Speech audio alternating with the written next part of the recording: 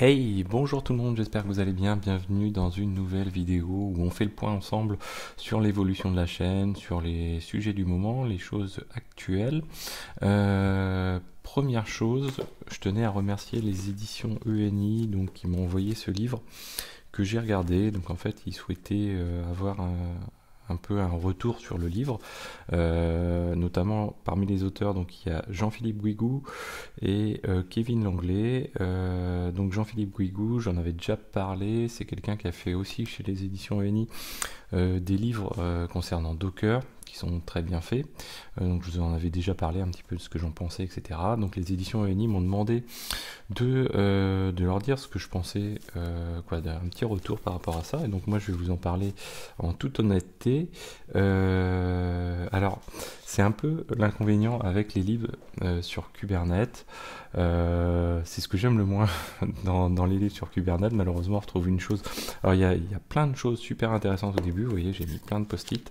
D'ailleurs, ça me redonne de l'inspiration pour refaire d'autres vidéos, pas en faisant du copier-coller de ce qui est dedans, vous inquiétez pas. Ce livre s'appelle Mise en œuvre d'un cluster et déploiement de microservices. Donc c'est super cool parce qu'en fait vous avez toute la première partie qui est vraiment sur l'élaboration d'un cluster Kube de différentes manières en plus que ce soit. Donc ça c'est assez sympa. Notamment il y a KubeSpray qui n'est pas abordé dans un autre bouquin que je vous avais présenté. Dedans vous retrouvez l'historique de K8S, ça c'est assez sympa, d'où est-ce que ça vient, les principes, etc. Vous retrouvez dedans donc plusieurs manières d'installer Cube, le rappel des différents outils qu'utilise Cube, les kubelets, API serveur, etc. Donc ça c'est super sympathique. Ce que j'ai beaucoup apprécié aussi c'est l'aspect prise en compte d'un besoin de production, c'est-à-dire que le livre, les auteurs s'attachent à se rapprocher le plus possible, ou en tout cas de donner des retours en termes de production. Ça va par exemple jusqu'à installer un HAProxy devant l'API de Cube, ce qui en soi est assez logique, ce qui doit être fait en production, mais il n'y a pas tant de bouquins qui en parlent déjà d'une part, et de bouquins qui expliquent comment on le fait avec un système de haute dispo sur deux HAProxy, pas un seul, sinon on a un SPOF bien sûr. Donc là c'est expliqué dans ce bouquin, et je trouve ça plutôt bien parce qu'il y a une vraie volonté d'aller au plus proche des choses. Après ce qui m'embête, mais après c'est vraiment plutôt lié on va dire à moi, c'est que le déploiement malheureusement moi ça m'a un petit peu déçu, mais c'est mon côté perso. Il s'attache à Azure. Donc par contre pour les gens qui veulent faire du Azure, qui veulent progresser sur Azure, c'est super bien. J'ai continué à le regarder, hein, j'ai pas fermé le bouquin direct. C'est extrêmement bien fait pour les gens qui veulent faire du Azure, mais perso je suis pas intéressé sur Azure, donc du coup la deuxième partie du livre est un petit peu moins intéressante, ou en tout cas peut décevoir.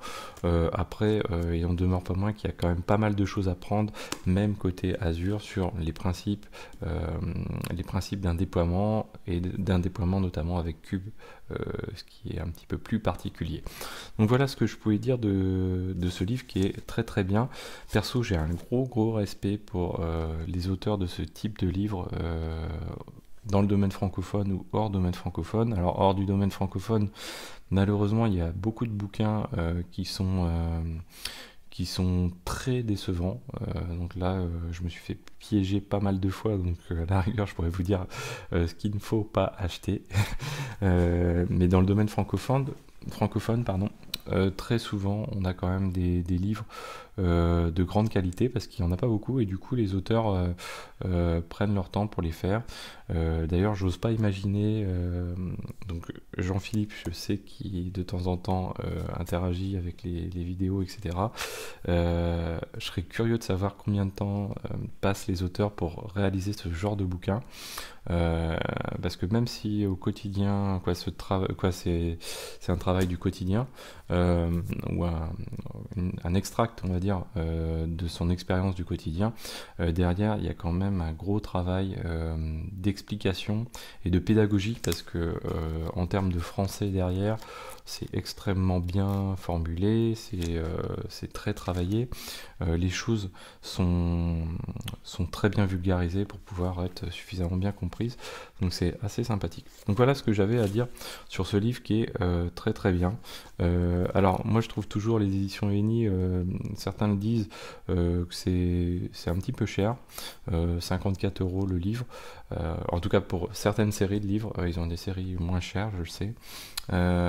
Mais en tout cas, par rapport au contenu, je trouve ça très très intéressant. J'ai Ansible de ce genre de livre chez ENI qui est aussi très très bien. Alors ce qui est assez intéressant chez ENI, je ne sais pas si c'est volontaire, mais en tout cas j'ai l'impression de le découvrir quasiment que chez eux.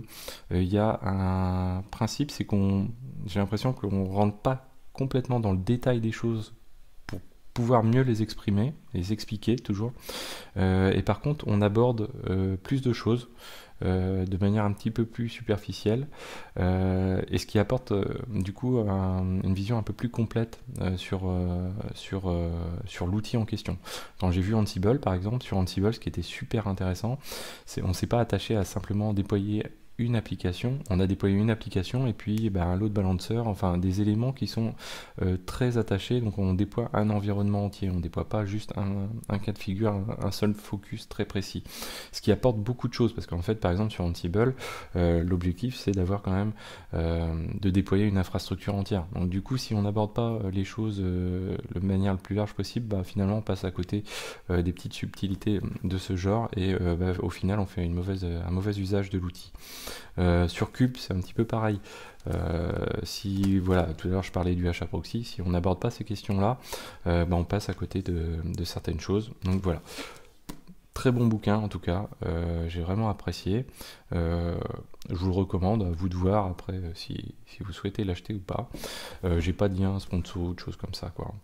Voilà, donc ça c'était la première partie de la vidéo. Deuxième partie de la vidéo, pour vous dire, donc j'ai repassé le blog donc j'étais chez wordpress.com. Alors c'est assez, certains vont se dire mais qu'est-ce qu'il nous fait, en fait voilà, j'ai pas envie de passer du temps sur mon infra perso, je pouvais le faire avec les Raspberry, etc. J'aurais pu héberger mes sites WordPress. Après, ça nécessite du maintien d'infra. Je pense qu'on en fait suffisamment les uns les autres au quotidien.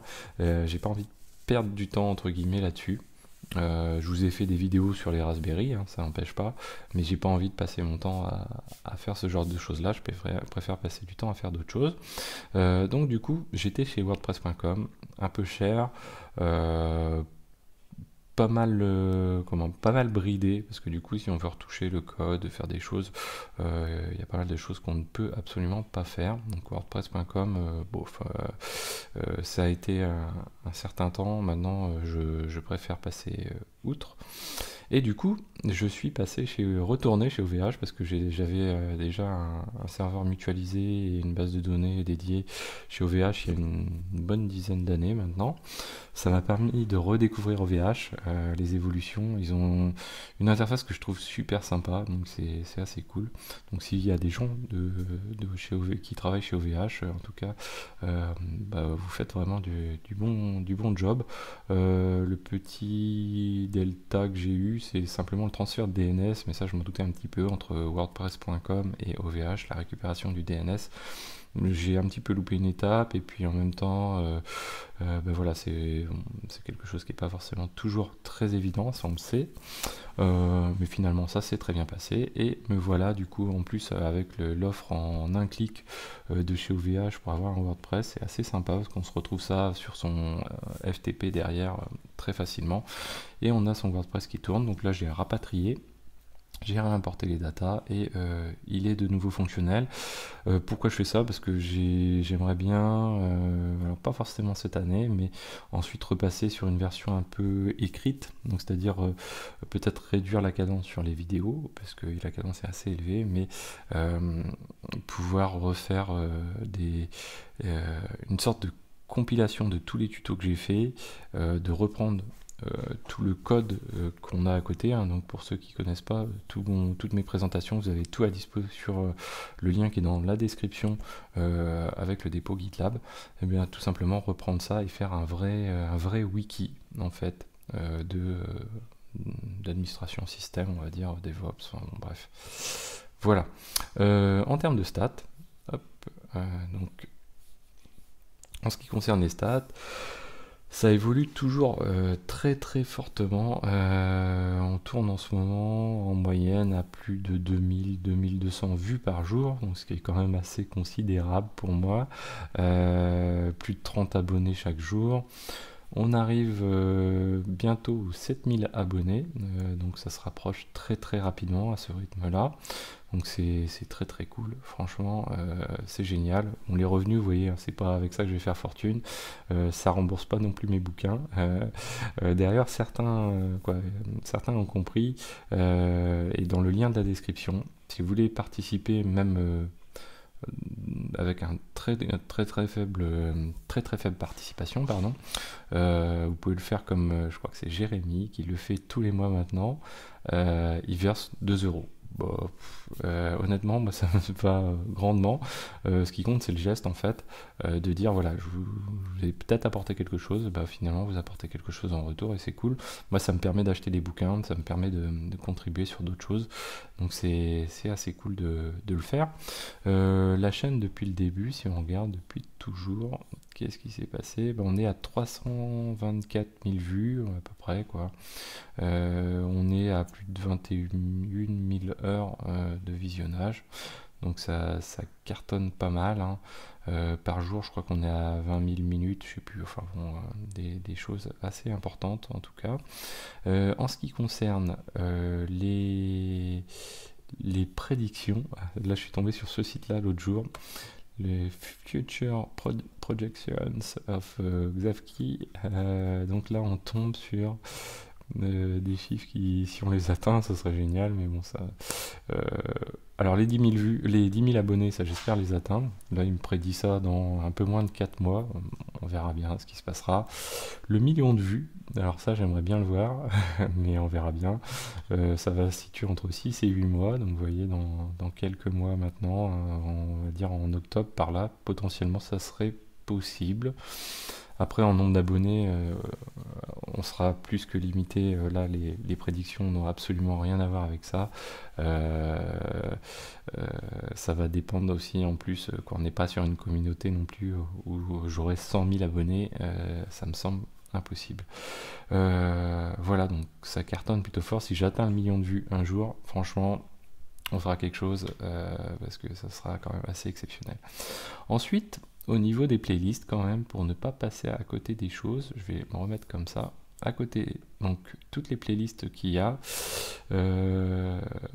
si on prend depuis l'origine de la création de la chaîne, bah, les playlists, on est passé par des playlists Ansible. Alors, je suis pas forcément sur les playlists créées, ça si, si, je suis dessus. Donc on a des playlists Ansible, Docker, Docker Swarm, de scripting, de Python Flask, il faudrait que je reprenne le Python à un moment donné, TCP Dump, du Git, donc les choses de base plutôt sur Git, Elasticsearch pareil, les choses de base, l'installation d'un cluster, etc. Des petits tricks Linux. Du Ansible cette fois-ci, plutôt avec du cas pratique. Là, il faudrait que je refasse. J'avais fait HAProxy et Consul, donc l'installation automatisée d'HAProxy et de Consul. Je voulais le faire avec Postgres en réplication. Donc quelque chose qui permet de manipuler pas mal Ansible, avec Ansible. GitLab, on va dire l'essentiel de GitLab. La mise en place d'un mesh. Un cluster Raspberry avec Kubernetes. Ensuite, des machines virtuelles avec Kubernetes, comment on les installe. Du Vagrant, oui, de l'installation Vagrant regroupée, du Netcat aussi. Donc j'ai fait pas mal de petites vidéos, j'ai fait presque une dizaine de vidéos sur Netcat. Comment on l'utilise pour se connecter, comment on fait un rebond avec Netcat, comment on se connecte à un Windows avec Netcat aussi. c'est assez rigolo. C'est des choses qui sont utilisées par les hackers principalement. Donc du Ansible, de l'IPTables. Donc là il y avait une petite dizaine de vidéos, du HAProxy une vingtaine de vidéos, LXLSD on a commencé une série pour une vingtaine de vidéos, NetData 6 vidéos, 15 vidéos sur JMeter qui sont en cours de diffusion, Consul 12 vidéos, 35 vidéos sur Jenkins, là je pense que c'est la playlist qui en a le plus. Des vidéos de tout, de rien, des vidéos, 15 vidéos sur la mise en place d'une infra avec Raspberry, notamment donc avec un load balancer, reverse proxy qui permet d'attaquer notre infra Raspberry avec un DNS et un certificat Let's Encrypt déployé automatiquement. 33 vidéos aussi sur Postgres avec notamment de la réplication, Patroni, etc. Des notions, donc là c'est quelque chose aussi que j'ai remis un petit peu d'actualité. L'idée sur les notions maintenant c'est de basculer plutôt sur les questions d'entretien. Donc en gros je vais essayer de faire le tour un petit peu des questions qu'on peut vous poser en entretien et comment on y répond, quels sont les éléments un petit peu de base à savoir sur certains sujets. Kubernetes 34 vidéos, 22 vidéos sur Docker Compose, ça on y reviendra aussi, je referai un petit peu. Prometheus Grafana on n'a pas commencé mais il y a déjà une vingtaine de vidéos, je pense qu'on atteindra presque la trentaine.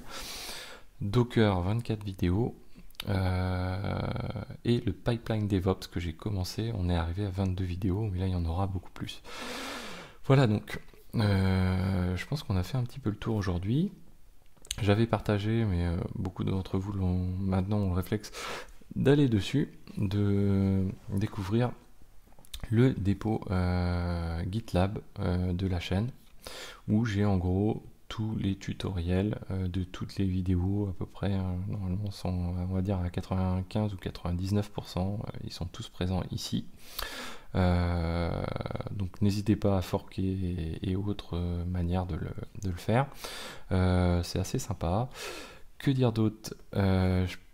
Ce que je peux vous dire d'autre aussi, alors les retours que j'ai plein de retours positifs de votre part, donc des gens qui se mettent en contact. Alors la meilleure manière d'entrer en contact avec moi, c'est soit via le channel Discord, vous avez le lien dans la description, soit vous avez le lien sur la page d'accueil via LinkedIn. Et beaucoup le font en fait, et j'ai plein de retours hyper positifs. C'est assez marrant quoi. Vous êtes très très nombreux. Moi perso, je me considère pas comme une personne qui a un grand niveau technique dans chacune des technos. Après, c'est des choses que j'essaye d'approfondir au fur et à mesure où j'avance, en fonction de mon besoin aussi professionnel, etc.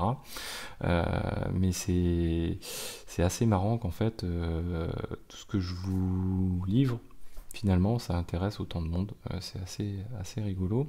Les retours que j'ai eu des choses assez extraordinaires. Donc, je sais qu'il y a certaines sociétés qui partagent la chaîne, mais on va dire que ça fait partie du cycle quasiment d'intégration des gens. Donc c'est assez démentiel. Je sais qu'il y a des gens aussi qui se réunissent quasiment une fois par semaine, des équipes, pour regarder des vidéos ensemble. Donc là c'est encore un autre truc énorme. J'imagine bien des gens avec du popcorn, une bière et en train de regarder des vidéos. Alors personnellement je ne pourrais pas le faire parce qu'en fait il y a une chose que je déteste, c'est peut-être la chose que je déteste le plus, c'est m'écouter. Donc c'est aussi pour ça que les vidéos parfois, alors le son est pas bon, etc. Je déteste tellement m'écouter que finalement parfois ça peut faire en sorte que je passe à côté de vidéos vraiment un petit peu moins bien réussies. Donc c'est un petit peu dommage. Mais voilà. Donc n'hésitez pas à vous abonner pour ne pas manquer les prochaines vidéos. Là, je sais que vous avez été très nombreux encore à vous abonner. N'hésitez pas à en parler autour de vous. Il y a encore pas mal de monde qui connaissent pas forcément la chaîne. C'est une chaîne qui est aussi très pratique, je pense, pour des gens qui vont rentrer dans la vie active, ou sont étudiants dans ce domaine-là, ou souhaitent se reconvertir et comprendre un petit peu mieux les outils qu'il y a derrière. On essaiera de faire des vidéos plus pas génériques, mais plus débutants encore, c'est-à-dire comment débuter sur Linux. Donc du hardware jusque se former à des niveaux un petit peu plus avancés, de l'administration système, etc. Ça viendra plutôt dans une deuxième partie de l'année. Autre chose que j'aimerais aborder dans la deuxième partie de l'année, c'est AWS dans un premier temps, donc essayer de balayer pas mal de cas d'utilisation d'AWS, comment on l'utilise, etc. S'il y a d'autres fournisseurs de cloud qui sont ouverts, s'il y a des gens, alors s'il y a des gens qui ont des ouvertures chez OVH Cloud pour faire des démos de leurs outils, là, moi je suis assez ouvert là-dessus. L'idée c'est aussi de montrer ce qu'on fait en France et pas forcément ce qui se fait à l'étranger. Alors AWS, je sais quoi, pourquoi m'orienter vers AWS, c'est parce que voilà, ça couvre beaucoup de personnes, beaucoup de demandes surtout. Donc voilà, l'idée c'est d'aller un petit peu vers ça. Utiliser Terraform, ensuite, ça c'est quelque chose qui me paraît inévitable dans le DevOps à l'heure actuelle. Voilà, et à côté, sur la chaîne, vous verrez peut-être apparaître cet été, je compte faire un petit break, mais un petit break détente loisir où je publierai quand même des vidéos finalement, peut-être sur du Arduino et du Raspberry. Je vous en reparlerai sûrement au cours d'une prochaine vidéo. J'ai pu avoir un coffret sympa d'Arduino, donc voilà, on verra ça. Voilà, donc j'espère que cette vidéo vous a plu. N'hésitez pas donc à en parler, à mettre des pouces bleus, à me dire surtout en commentaire ce que vous en pensez, à me dire, à compléter les vidéos, à me dire là, t'es pas assez précis, là, ce que tu dis, c'est pas juste, il faut dire plutôt quoi. Récemment, on m'a dit, et effectivement, c'était totalement justifié. J'ai assimilé les tests unitaires aux tests d'intégration, ce qui est une erreur dans le pipeline DevOps, donc j'aurai l'occasion d'y revenir d'ailleurs. Voilà, faut me le dire tout simplement. Soit je peux me tromper, soit aussi je peux, comment dire, au moment où je vais dire la chose, je ne pas forcément bien le formuler ou ne pas avoir à l'idée qu'on peut confondre des choses. Sur la première vidéo de LXC LXD, je donne l'impression que je fais des vidéos sur LXC et finalement c'est sur LXD que je fais des vidéos. Vous voyez, donc du coup, voilà. Donc voilà, n'hésitez pas à vous abonner, je vous embête pas plus. Je vous dis à très bientôt sur Xavki.